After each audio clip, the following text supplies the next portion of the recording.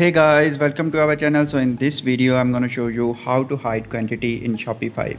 So in order to do this, just what you need to do, just you have to go to theme customization. So just click here and move to theme option. Now after that, just click on customize button and just you will directly move to product page. Just simply click here and go to products, and now click on default product.